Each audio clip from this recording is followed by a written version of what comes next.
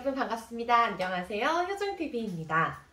자, 이렇게 6월, 12월 다가오면요. 정상적으로 실습을 하셨던 분들이라면 실습이 끝나가실 거고요. 그렇다면 여러분들은 국시를 준비하셔야 되겠죠. 자, 이렇게 해서 국시를 보고 나셨다면 우리 다 같이 이제 취업을 준비해야 되는데요. 아니, 우리 아직 국시도 안 봤는데 무슨 취업이야? 무슨 취업 얘기야? 라고 하신다면 그건 오산입니다. 네, 준비된 자만이 진정한 기회를 잡을 수 있는데요. 그 준비 우리 효중이 한번 도와드리도록 하겠습니다. 자, 오늘 이제 많은 분들 예상하셨겠지만 오늘 저희가 준비한 편은 바로 취업편입니다. 자, 취업에 대해 궁금한 것이 많으실 것 같아서 저희가 영상 한번 준비해 봤는데요. 자, 오늘 또 이렇게 효중의 임원장님 그리고 김미란 부원장님 모셨습니다. 안녕하세요. 안녕하세요. 안녕하세요. 네, 반갑습니다. 자, 원장님, 부원장님, 단연간 이렇게 저희 효중기념간호학원을 운영하시다 보니 이 취업이라는 경우 혹은 뭐 전반적인 취업 현황이라는 거에 대해서 많은 것을 좀 느껴보고 계실 것 같은데요. 여기에 대해서 좀 꿀팁을 주실 수 있으실까요? 네, 안녕하세요. 임원장입니다. 네, 이 자격증 취득하는 것 자체가 애초에 목표가 취업인 만큼 여러분들은 지금 취업을 준비하고 계시다면 이미 8부 능선을 넘으신 상태라고 생각합니다. 그 점에 대해서 굉장히 축하를 드립니다. 자, 그래서 한번 취업에 대해서 얘기를 조금 나눠볼 건데요. 저나 아니면 부원장님이나 취업에 대해서 좀 얘기를 조금 해드리기 전에 사실은 여기 가운데 계신 우리 양 팀장님 얘기를 조금 들어보고 싶어요. 우리 양 팀장님이 효중에서 취업 팀장님이시잖아요. 아무래도 최근 동향이라든지 아니면 취업팀을 이끌면서 꼭 학생들한테 해주고 싶은 얘기가 좀 있으실까요? 그러게요. 제가 지금 이제 효중 취업팀장을 벌써 한 5년 정도 하고 있는데요. 꼭 학생들에게 해주고 싶은 말이라고 한다면 그냥 한 가지인 것 같아요. 여러분, 오뚜기가 되세요. 네. 내가 어딜 들어갔다 라고 한다면 거기서 오뚜기가 되셔야 되는 거예요. 어딜 가든 다 똑같습니다. 여기 치였으면 다시 한번 일어나고 저기 치였으면 다시 한번 일어나고 내가 아직 못 들어갔어요. 그럼 어떤 오뚜기가 돼야 돼요? 못 들어가면 그렇죠. 도전하는 오뚜기가 되면 됩니다. 이력서에 했다가 쓰러지면 다시 또 일어나고 쓰러지면 다시 또 일어나고 그까짓 거 뭐 면접 한 번 떨어졌다고 해서 우리 인생이 뭐 넘어지는 건 아니잖아요. 여러분이 좀 오뚜기 정신을 많이 가지셔서 열이 치면 다시 일어나는 그런 마음가짐을 가지시면 좋을 것 같습니다. 맞아요. 그러고 보니까 제가 느끼기에도 사실 학생들이 계속해서 도전하는 자세나 이런 것들이 굉장히 중요하다고 저는 생각을 하거든요.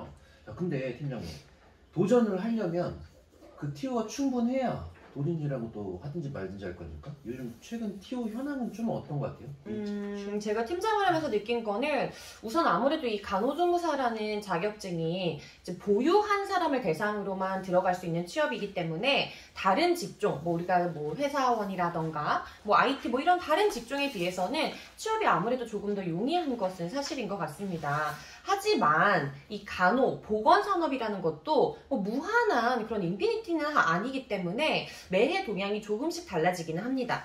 제가 예전에 그 간호조무사 카페 있잖아요. 그 카페를 이제 보던 중에 어떤 분이 글을 적은 걸 봤어요. 그분이 이미 이 시장은 포화 상태다라고 말을 하셨더라고요. 네, 저는 사실 그 말에 좀 동의하기는 힘들 것 같습니다. 포화 상태라고 말을 하는 거는 더 이상 들어갈 수 있는 인력이 없다는 건데 여기에서 제가 겪는 입장은 그러진 않고요.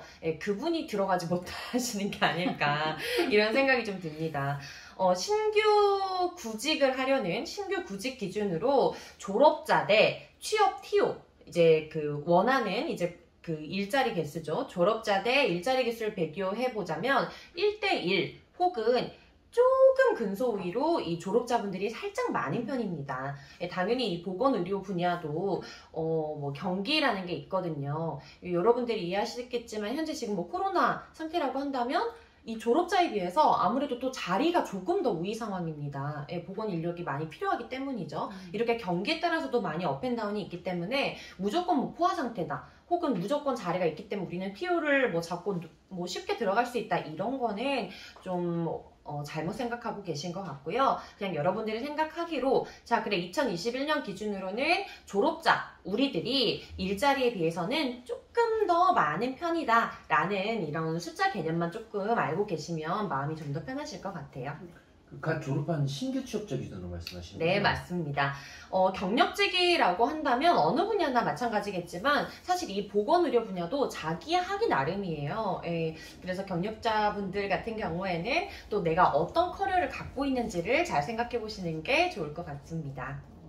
혹시 조금만 더 구체적으로 말씀해 주실 수 있으실까요? 자기 하기 나름이라는 게 어떤 것들을 의미하는지. 네, 어떤 분야나 마찬가지겠지만은 이 커리어라는 게 상당히 중요합니다. 이 커리어에는 내가 어떤 과에서 근무를 했었는지, 혹은 어느 정도의 규모, 뭐 의원급에서 근무했다든지, 큰 병원급에서 근무를 했다든지, 이런 이력 같은 거, 그 다음에 거기에서 파생되어 있는 나의 스킬, 뭐 내가 IM을 할 수 있다, IV를 할 수 있다, 방사능과에서 뭐 일을 해봤다, 뭐 외래 접수라는 거 어느 정도 규모까지 내가 해봤다, 이런 숙련도, 그 다음에 또 거기서 어느 연수 정도까지 일을 했었다, 이런 근속연수 같은 커리어 부분도 좀 잘 정리를 해가지고 갖고 계시는 게 좋을 것 같고요. 당연히 이제 두 번째로 파생되는 거는 거기에 비례하는 본인의 인간 됨됨이입니다. 예, 나의 일하는 태도, 표정, 면접을 봤을 때 사람들에게 보여줄 수 있는 부분, 그리고 당연히 거기에 따라다니는 소문, 이 분야 굉장히 좁잖아요. 예, 조금만 파보면 나옵니다. 예, 심지어 이런 소문 부분까지도 신경을 써서 나의 커리어 레주메를 조금씩 보완을 해 나가시는 게 아마 경력자분들에게 있어서는 본인의 강점이 될 것 같습니다. 하긴 이게 한정된 그 자격증 보유자들, 그리고 이제 지역 산업이다 보니까 이사를 매년 다닐 수도 없고, 이게 굉장히 좀 소문에 대해서도 신경을 좀 많이 쓰긴 해야 될 것 같아요. 자, 그러면 다시 이제 신규 취업에 대해서 조금 얘기를 나눠보죠. 신규 취업에 대해서 조금 팁 같은 거 있으시면 좀 말씀 좀 해주시겠어요? 신규 지원자들의 팁이라고 한다면은 우선 첫 번째는 저는 이제 여러분들에게 시기라는 것을 좀 말씀을 해드리고 싶어요. 우리 왜 이제 일반 대학교 졸업하시는 분들 보면 졸업식, 2월달 졸업식 시작하기 전에 이미 면접 보러 다니고 본인의 뭐 스펙을 막 다 정리하시잖아요. 요 분야도 마찬가지예요. 내가 국시다라고 한다면 이미 사람을 뽑는 병원들은 그 국시 날짜 알고 있어요.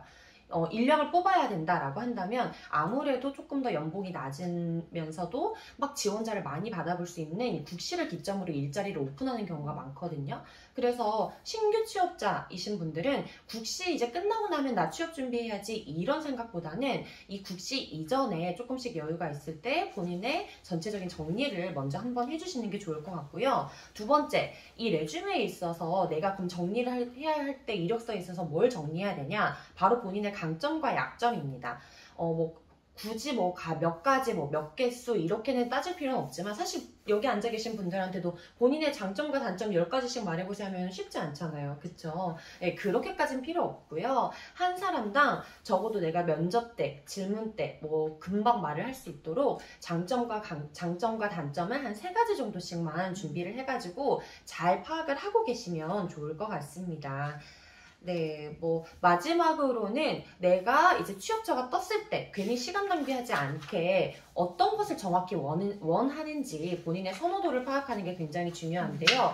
내가 취업을 할 때 나는 연봉이 제일 중요하고 거리, 그 다음 과가 중요하다 이런 식으로 본인의 우선순위를 한 3가지 정도를 잘 파악을 해 놓으신다면 그 무궁무진한 취업의 그 바다 속에서 내가 원하는 게 무엇인지 바로 캐치를 한 후 본인의 장점과 단점을 잘 준비를 해서 면접에 들어가셔가지고 아까 말씀드렸던 오뚜기 정신으로 파괴한다면 그 취업 그렇게 어렵지 않으실 거라고 생각이 드네요. 그렇다면 그 3가지, 4가지 조건을 다 충족시켜야만 도전을 해야 되는 건가요? 그건 아니죠. 예. 우리 이미 알고 있잖아요. 한쪽 문이 닫히면 한쪽 문이 열려요. 양쪽 문이 다 열려있는 순간도 없고요. 그게 다 만족스러운 순간도 없습니다. 3가지 중에 적어도 제 생각에는 2개 정도 내가 납득할 수 있다. 그리고 가장 중요한 거는 그 가지수가 중요하다기보다는 가장 우선시하는 1순위가 충족이 됐느냐가 사실은 가장 중요하지 않을까 싶습니다. 나는 연봉이 제일 중요한 사람이에요. 그런데 2순위가 거리고 3순위가 과인데 2순위, 3순위가 만족됐다고 해서 그곳에 다니면 만족하실 것 같으세요?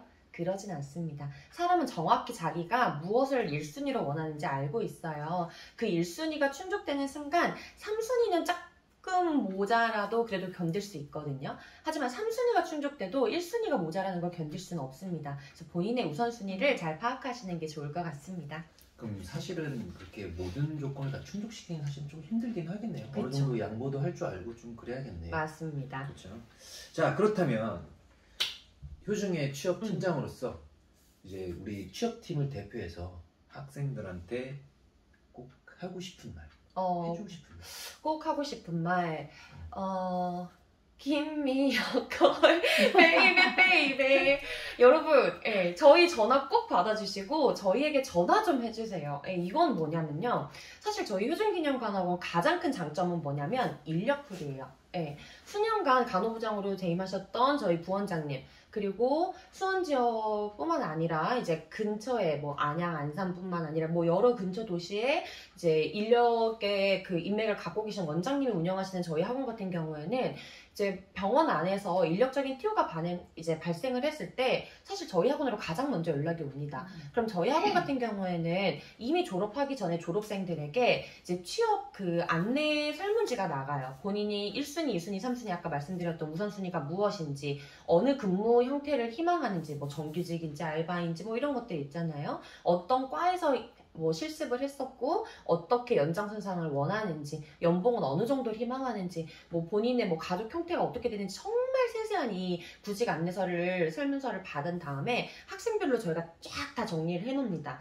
그랬다가 이런 TO가 딱 발생했다는 연락을 받았을 때 저희 학원은 아무래도 뭐 인력 소개서는 아니잖아요. 그러다 보니까 뭐 특정 학생만 예뻐해서 뭐 임씨 가세요, 네, 김씨 가세요, 이런 식으로 하는 거는 사실 공정하지 않다고 생각을 하거든요. 학생들에게도 부담이 되고요. 그래서 저희는 무조건 그 공개적인 저희가 갖고 있는 그 취업 그 사이트에다가 저희의 그 정보를 공개를 하는데요. 아무래도 저희가 사람인지라 만약에 빨리 구해달라 혹은 뭐 사람이 좀 급하다라고 얘기를 하시면 번뜩 딱 생각나는 학생이 있어요. 그 학생에게 먼저 연락을 할 수도 있거든요. 그럼 그때 좀 전화를 잘 받아주셨으면 좋겠고, 반대로 그런 정보가 따다닥 떴을 때 선생님이 나를 어떻게 생각하실까, 나를 기억은 하실까, 뭐 이런 고민하시지 마시고 나 원해요 라고 한다면 좀 빨리빨리 전화를 주셨으면 저희가 좋은 학생들에게 좋은 일자리를 잘 커넥을 해줄 수 있는 기회가 늘어나지 않을까, 이런 생각이 듭니다.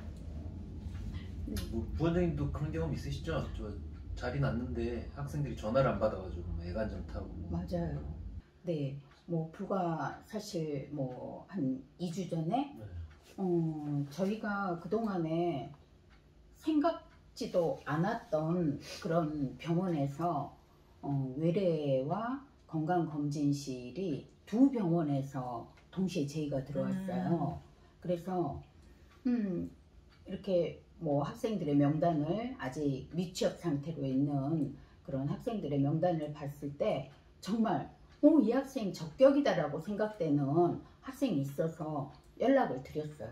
그런데 정말 캔디였습니다. 전화가 울리지 않은 건지 아니면 거부를 하는 건지 뭐 상황은 알 수가 없지만 너무 안타깝게 사실은 외래 두 자리를 2주 전에 2개 다 놓쳐버렸습니다. 너무 제가 마음이 아팠어요. 사실 그 자리는 누구라도 탐이 낼 만한 그런 자리였거든요.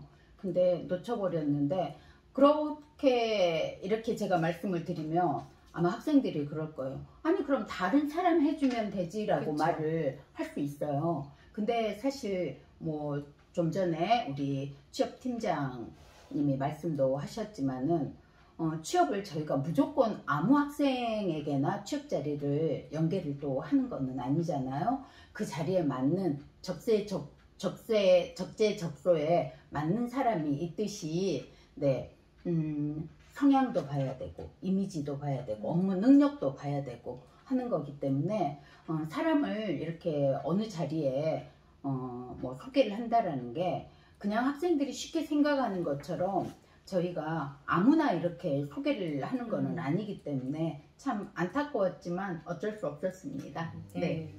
아무래도 이 취업이라는 것이 또 굉장히 다양한 것들과 연결이 되어 있기 때문에 우리가 좀 이런 포괄적으로 한번 살펴보는 시간을 가져야 될 것 같습니다.